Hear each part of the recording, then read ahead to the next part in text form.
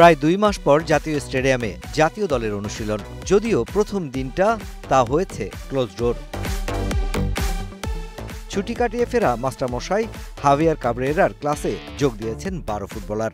যদিও আনুষ্ঠানিকভাবে কোনো স্কোয়াড ঘোষণা করেনি বাফুফে, তবে জানা গেছে ২৪ জনকে ডাকার কথা এই ক্যাম্পে।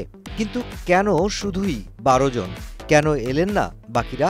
দুপুরের পরে আমরা একটা চিঠি পেয়েছি বসুন্ধরা থেকে যে এই যেহেতু তাদের প্রাক মৌসুমটা শুরু হচ্ছে, সেই মৌসুমের আগে ওনারা প্লেয়ার দিতে পারছেন না।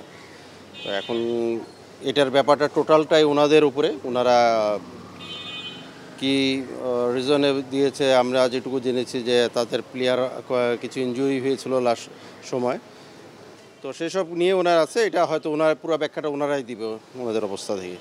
সেপ্টেম্বরে নেপালের বিপক্ষে ২টি প্রীতি ম্যাচ লাল সবুজদের, মূলত যা অক্টোবরে এশিয়ান কাপ বাছাইয়ে হংকং ম্যাচেরই বড় প্রস্তুতি। কিন্তু সেই ক্যাম্পে পূর্ণ স্কোয়াড ছাড়াই অনুশীলনে নামতে হয়েছে কোচিং স্টাফদের। জানা গেছে বসুন্ধরা কিংসের পক্ষ থেকে চিঠিও দেয়া হয়েছে বাফুফেকে। তবে খেলোয়াড়দের আনতে কি ব্যবস্থা নিচ্ছে টিম ম্যানেজমেন্ট? আমরা তো আর স্যাটিসফাইড হতে পারি না, ফুল টিম না পেলে তো আর স্যাটিসফাইড হতে পারি না। তারপরও যেহেতু সবাই আমরা একসাথেই আছি, যেভাবে তাদের সাথে আলোচনা করে আনা যাবে, আমরা তো হয়তো আমরা রেডি ছিলাম যে বসুন্ধরা প্লেয়ার টিমটা আসতেছে। তো যখন শুনতে পারলাম, চিঠি পেলাম, তখন না আসলে জানছি। এখন আমাদের বোর্ড এটা সিদ্ধান্ত নেবে কি করবে, নেক্সট পদক্ষেপটা কি হবে। আমরা অন্যান্য যারা আপকামিং যারা প্লেয়াররা আছে তাদেরকে নিয়ে ট্রেনিংটা করব। ইন দি মিন টাইম ওরা যদি ২-৪ দিন আসতে পারে তাহলে সেখানে আমরা অ্যাডজাস্ট করে নেব।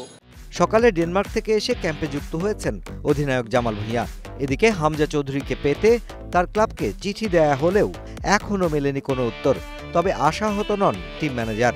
হামজা একজন আর ইসা, এই দুজনেই এখন অবশ্যই হোপফুল যে যেহেতু সবাই আমরা একত্রিত আছি এবং এটা ট্রেনিংয়েরই আছে, হয়তো কিছু একটা সলিউশন তো নিশ্চয়ই হবে। ৬ ও ৯ সেপ্টেম্বর কাঠমান্ডুতে ম্যাচ। তার আগে খেলোয়াড় সংকট কাটবে কিনা সেটাই এখন বড় প্রশ্ন। Mushfiqur Rahman, star news, Dhaka.